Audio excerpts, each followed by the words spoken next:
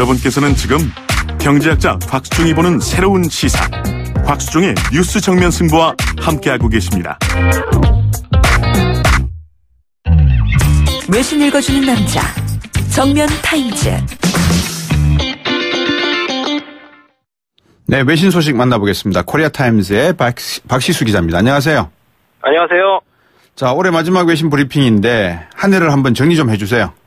예, 그렇습니다. 제가 오늘 이제 마지막 시간이기 때문에 올해 그래서 주요 외신에서 뽑은 이제 올해 주요 국제 뉴스를 좀 뽑아봤습니다. 예. 그래서 거기서 빠지지 않고 이제 상위권에 등장한 것이 이제 트럼프 시대의 이제 개막인데요. 네, 아시겠지만 그로 인해서 굉장히 많은 이제 전 세계적 논란이 이제 초래됐기 때문인데요. 그 트럼프는 1월 20일에 취임을 했습니다. 이제 다들 아시겠지만 취임사에서 이제 미국이 최우선이다, 이제 아메리카 퍼스트라는 모토를 이제 명확히 하고서 출범을 했지요. 네. 그로 이제 국내적으로는 반이민 정책, 의료개혁, 이슬람 주요 6개국의 어떤 국민 입국 금지 등 이제 논란이 있는 정책을 했고요. 국제적으로는 뭐 다들 많이 아시는 이제 멕시코 국경에 장벽을 세우는 게 현재 진행 중이죠. 그리고 환태평양 경제 동반자 협정이죠. TPP에서 탈퇴를 했고, 또 이제 북미 자유무역 협정을 재협상을 현재 추진하고 있고, 또 파리 기후 협약도 탈퇴하지 않았습니까? 그리고 유네스코에서도 탈퇴를 했습니다. 그 과정에서 또 우리나라와는 FTA 협상 현재 또 추진하고 있고요. 또 이제 주한 미군 방위비 분담 등 이제 다양한 일들을 좀 추진을 했습니다. 또 거기 북한과의 어떤 이슈도 분명히 또 있었죠. 그래서 그리고 가장 최근엔 예루살렘을 이제 이스라엘의 수도로 인정한다는 어떤 가장 큰 논란이 있는 그 결정까지 했는데요. 참 어떻게 보면 과연 취임한 1년밖에 안 된 사람인가라고 느낄 정도로 굉장히 많은 좀 논란을 했고요. 일을 했는데 또 본인은 내부적으로는 또 지금 러시아 스캔들 때문에 탄핵 목소리도 진행되고 있고 특검도 진행되고 있지 않습니까? 그렇죠. 그렇기 때문에 또 내년에 결국은 가장 또 주목해야 될 사람도 결국 트럼프 대통령인 것 같고, 결국은 세상을 내년에 어떤 것으로 또 깜짝 놀라게 할지 그것도 한번 좀 봐야 될 것 같습니다. 트럼프 말씀을 하셨으니까 G2의 또 파트너라고 해야 되겠죠. 라이벌이라고도 표현을 직접 했고요. 시진핑은 어떻습니까?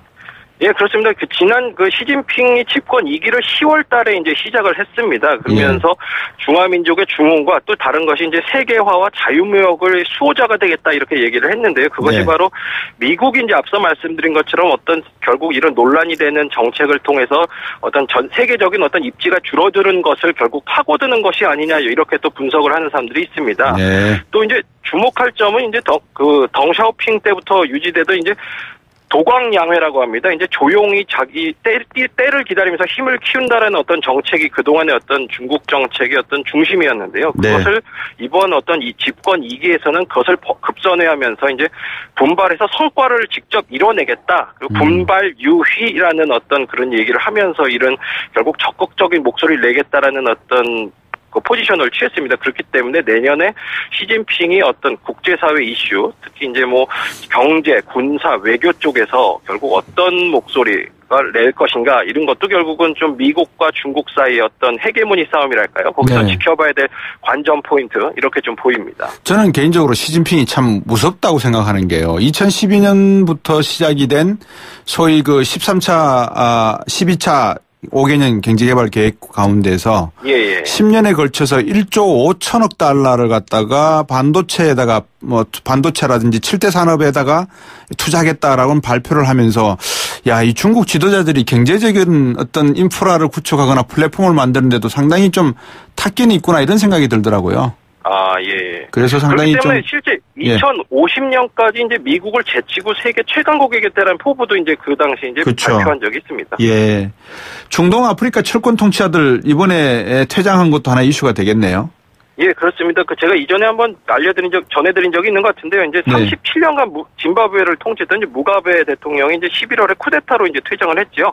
그리고 또 33년간 또 이제 예멘을 통치했던 알리 압둘라 살레 전 대통령이 이제 반군에서 또 12월 이달 초지요. 사살이 또 되면 암살이 됐습니다. 또 그 외에도 감비아에서는 독재 정권 몰락 이후에 23년 만이죠. 첫 번째로 이제 자유적인 민주적 대통령 선거가 열렸는데요. 문제는 거기서 현직 대통령이 패배를 했습니다. 근데 선거 결과에 이제 승복을 거부하면서 현재 재선거를 요청한 상황입니다. 그렇기 때문에 이런 면에서 또 약간 논란이 앞으로도 문제가 있을 수 있고요. 또 이전에 또 사우디에서도 또 최근에 소위 이제 왕자의 난이라는 게 있지 않았습니까? 왕이 서열 계속 1위인 어떤 모하마드 빈 살만 왕세자가 이제 부정척 물결이라는 것을 빌미로 해서 이제 수십 명의 왕자 및 이제 전형직 장관을 이제 체포한 사건인데요. 그 현재도 진행되고 있고요. 현재 이 사실은. 그래서 이런 면에서 또 중동과 아프리카에서는 좀 뭐랄까요. 저희가 2011년에 목격했던 아랍의 봄, 뭐 이런 정도의 어떤 연쇄 효과는 없었지만 민주화, 자유화 어떤 이러한 흐름에 또 한 발 좀 더 앞으로 나간 게 아닌가. 또 이렇게 좀 볼 수 있는 면도 있을 것 같습니다. 예.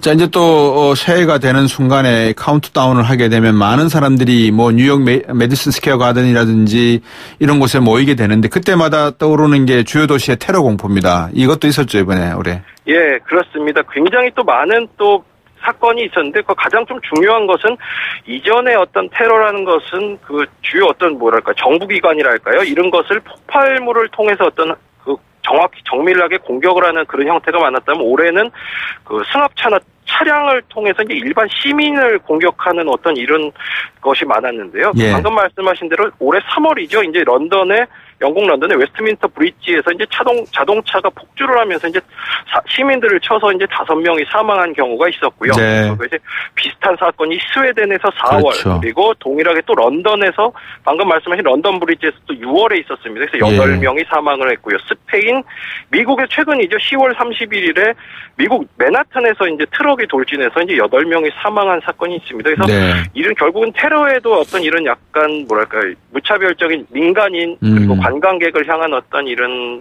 대상으로 한 어떤 소프트 타겟이라고 하죠. 통상 이런 어떤 테러가 좀 많아진 것이 아닌가 그런 것이 또 그런 트렌드가 구체화 명확하게 된 것이 또 올해 어떤 좋지는 않지만 하나의 좀 변화의 모습이라도 볼 수도 있을 것 같습니다. 축구를 사랑하는 청취자분들께서는 아시겠지만 바르셀로나 팀이 있는 스페인의 카탈루냐 여기가 지금 분리 독립운동이 거세지고 있고 이라크에 있는 쿠르드족도 마찬가지고 또 아시아 쪽에서는 로힝야족의 인종청소 문제도 되면서 그동안에 노벨 평화상을 수상했던 수지 여사 여대 비난도 이루어지고 있고요.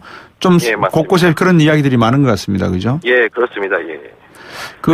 예. 예, 말씀하십시오. 2017년 떠난 별들 한번 정리해 주시겠습니까? 예, 그래서 제가 또 어떻게 보면 또 한 시대를 풍미했던 하지만 또 결국은 또 이제 올해 안타깝게 또 세상을 떠난 또 사람들 몇 명을 좀 제가 좀 찾아봤는데요. 일단 뭐 많이 아실 겁니다. 이제 플레이보이라는 잡지가 있지 않습니까? 그것을 창업했던 휴 해프너라는 어떤 창업자 있습니다. 그분이 이제 9월 28일이죠. 향년 이제 91세로 이제 세상을 떠났는데요. 그 많은 분들이 이제 플레이보이 하면 성인 잡지로만 좀 인식을 하는데요. 그게 이제 아무래도 그 과거 한때는 굉장히 어떤 좋은 문학 작품이 거기 연재되기도 했고요. 그리고 또 어떤 성적 자유를 옹호하는 어떤 뭐랄까 문화적 어떤 선구자 이런 걸로도 현재 인정을 받기도 합니다. 그래서 그런 면에서 또 좀 한 세대가 졌다라고 볼 수 있고요. 그리고 많이 또 아시겠지만 중국의 어떤 그 노벨 평화상 수상자죠. 유샤오보 그분도 7월에 이제 간암으로 사망을 했습니다. 당시에도 이제 중국 정부가 이분의 어떤 치료라는 것을 뭐 적극적으로 약간 치료를 못 받기 방해했다 뭐 이런 어떤 논란도 있었고요.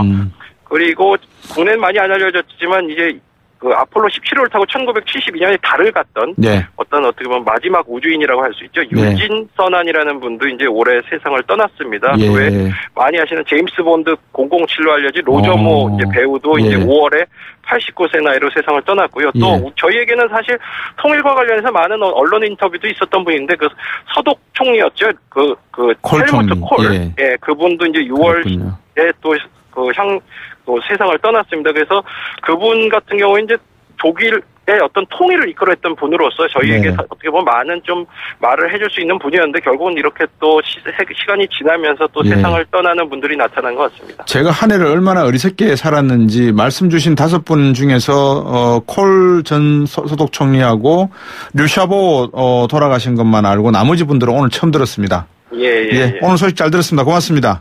예, 감사합니다. 새해 복 많이 받으십시오. 새해 복 많이 받으십시오. 고맙습니다. 코리아타임즈의 박시수 기자였습니다. 문제는 경제다? 아하, 경제는 여기가 전문이지.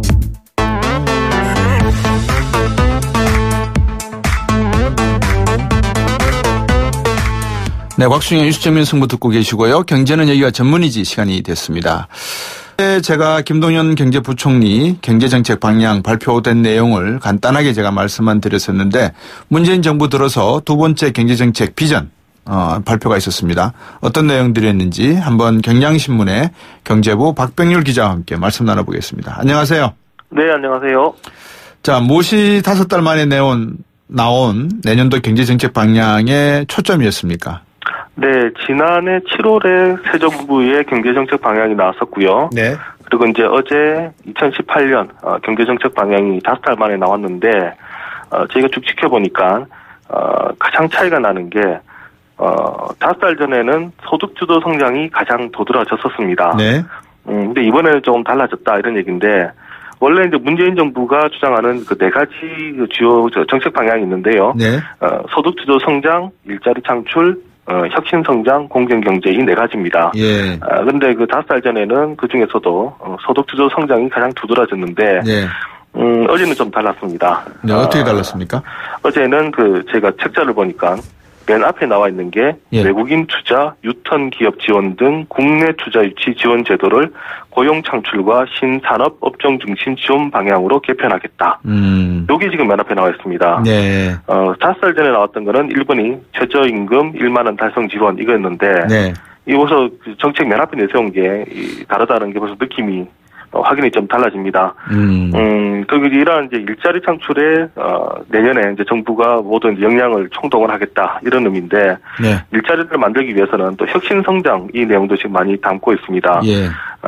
이게 왜 이제 이걸 앞세웠느냐 이렇게 물으니까 이미 이거 5달 전에 소득주도 성장에 대한 큰 그림은 우리가 이제 제시를 했고 네. 내년에는 이제 실행 단계니까 요거를 좀 앞세우지 않았다라고 얘기를 합니다만, 네. 이제 저희가 보기에는 그것보다는, 최근에 뭐 최저임금 1만 원이라든가, 비정규직의 정규직화 이런 것들을 하면서 이 소득주도 성장만으로 되겠느냐. 예. 이런 지적이 많이 나오니까, 우리 혁신 성장 방안도 있다 이렇게 지금 주장을 했는데요. 예. 이 부분을 이제 상당히 많이 이제 강조한 것 아니냐 이렇게 좀 보입니다. 그러니까 이제 정부가 저는 좀 솔직해졌으면 좋겠다는 건데 그동안에 보수 정부에서 흔히 말하는 보수 정부에서 국민들에게 투명하게 이야기하지 못했던 것. 다시 말하면 일자리 창출은 근본적으로 민간 부분에서 해야 된다라는 생각이 든다.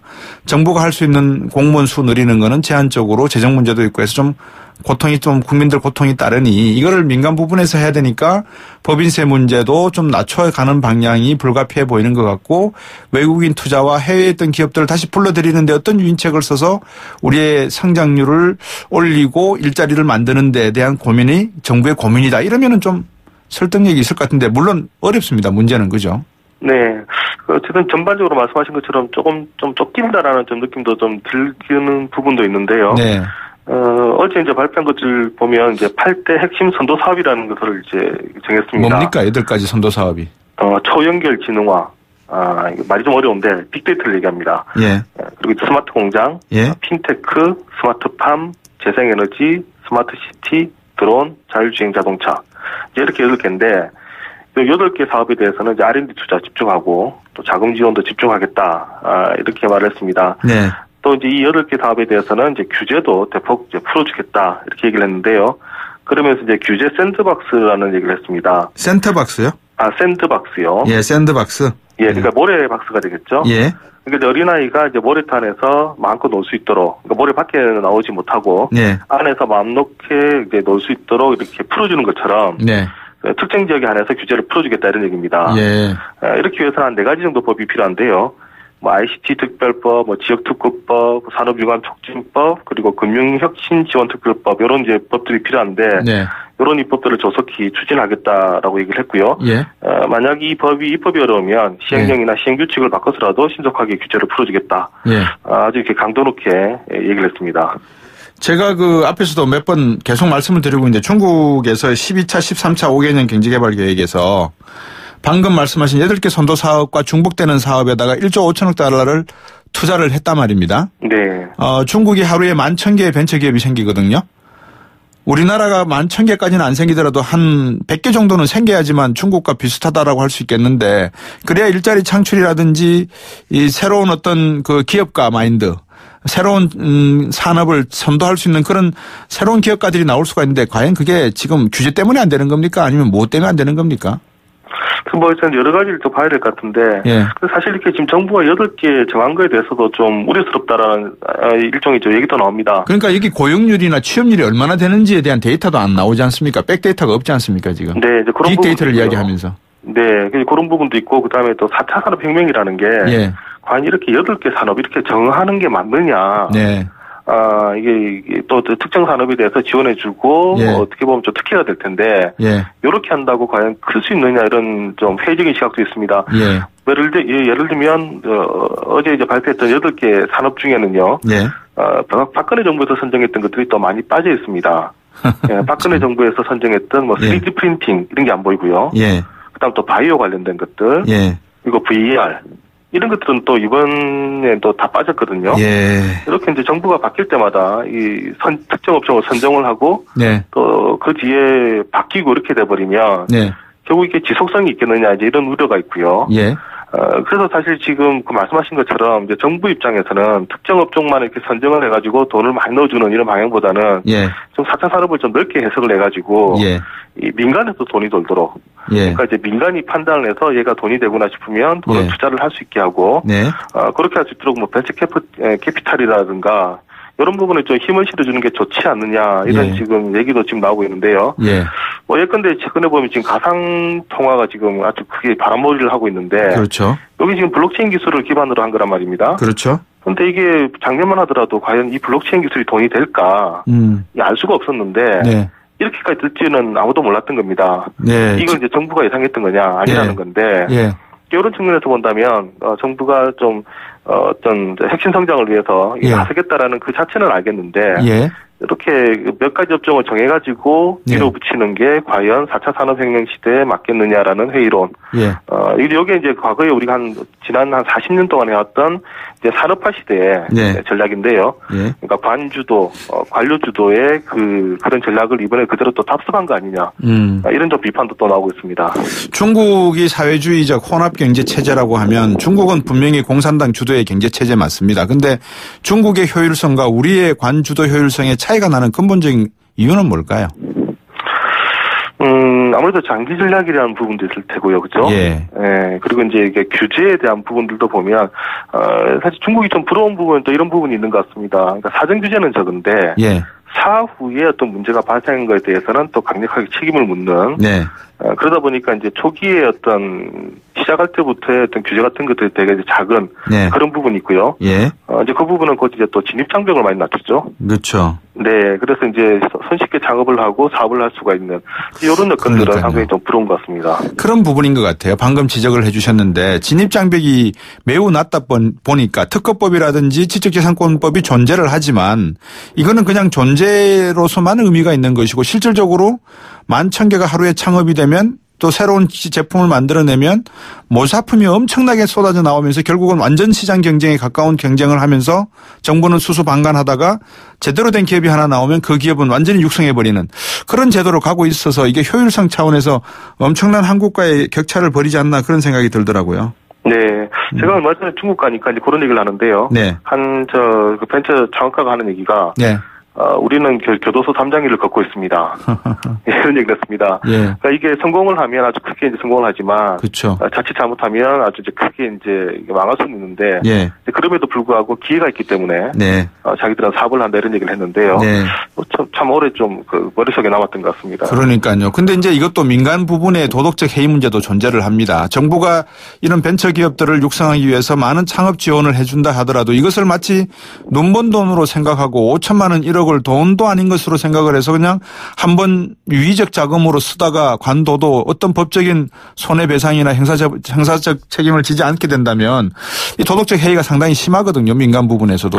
네, 사실 그 부분이 또 이런 정부 주도의 지원책에서 우리가 생각할 수 있는 부작용일 텐데요. 네. 이게 이제 자신의 돈이 아니다 보니까 함부로 쓰는 경향이 있고. 예. 특히 또 이렇게 되면 또 자원이 왜곡이 될 수가 있습니다. 예. 경제학에서 얘기하는 걸로 하면요. 네. 즉, 진짜 민간에서 필요한 부분은 따로가 있는데 정부 보조금 때문에 네. 사실 필요하지도 않는 부분에 자원이 몰려가지고 예. 이제 엉뚱한 이제 결과로 가는 방법도 있습니다. 예. 이게 이제 과거에는 이제 이런 전략이 통했던 게 예. 과거에는 이제 정부가 국민들보다 똑똑했기 때문에 네. 정부가 이제 미래를 내다보고 네. 이 전략을 잡을 수가 있었는데 그렇죠. 이제 최근에 보면 오히려 이제 국민들이 더 해외여행 많이 나가고요. 네. 해외에서 훨씬 공부도 많이 하고. 그러니까요. 또 실시간으로 지금 해외 정보를 인터넷을 통해 듣고 있는데. 네. 과연 여기 앉아 있는 이 관료들이 민간의 흐름을 따라갈 수 있느냐. 네. 미래를 예측할 능력이 있느냐. 예. 이런 부분에 잠깐 회의가 이제 드는 부분이 있고요. 예. 이런 이제 환경의 변화가 예. 똑같은 전략이라도 이게 맞지 않을 수 있다. 이제 이런 지적이 나오는 이유입니다. 예. 제가 박병일 기자님한테 질문을 하나 좀 이상한 질문을 해드릴게요. 네. 지금 한일 관계가 상당히 외교적 마찰 조짐이 보이지 않습니까? 네. 8대 선도 사업 가운데 스마트 공장, 핀테크, 스마트팜, 재생에너지, 스마트시티, 드론, 자율주행 자동차 등등 관련해서 일본과의 외교 관계가 나쁠 경우에 우리가 피해를 입을 가능성이 많습니까? 아무런 관련이 없습니까? 아무래도 피해를 입는 가능성이 더 크겠죠. 그러면 이런 정책을 하면서 외교 정책의 중요성도 같이 정부가 살펴봐야 되는 거 아닙니까? 국내 경제에만 어떻게 하겠다는 의미가 아니라 대외적인 요인도 같이 변수도 같이 고려해야 되는 거 아닌가요? 그렇죠. 지금 근데 사실 정부의 입장은 또 이런 게 있는 것 같습니다. 정치랑 경제는 분리하겠다. 지금 이런 입장인데. 이게 가능합니까? 그러게요. 일단 어쨌든 이런 지금 기본적인 지금 상황으로 지금 우리 정부는 전략을 세우고 있습니다만, 근데 말씀하신 것처럼 일본이 지금 그렇지 않죠? 네. 심지어 이제 평창 올림픽까지 예. 연계를 하겠다 그러는데 예. 확실하게 이제 이런 이제 정부 관계가 좋지 않으면 민간 관계도 좋지 않은 것은 또 뭐 당연한 것 같습니다. 딜레마입니다. 그래서 저는 참 이게 이 TF팀에서 보고서를 만드셨지만 이거를 공개적으로 지금 하는 것에 대한 분명히 잘못된 거는 맞는데 이걸 어떻게 해야 될지에 대한 해법에 대해서는 좀 더 고민이 있었어야 되지 않나 하는 생각도 들어서 여쭤봤고요. 네. 혁신 성장 이거 사실 중요하지 않습니까? 그죠? 네. 근데 우리들의 가치관과 의식 구조가 혁신되지 않는데 어떻게 제도와 시스템을 혁신할 수 있을까? 철학적인 문제, 가치적인 문제도 같이 포함이 되는 것 같아요. 네, 맞습니다. 그리고 이제 하나 뭐 더 우려스러운 부분을 또 이제 말씀을 네. 좀 드린다면, 예.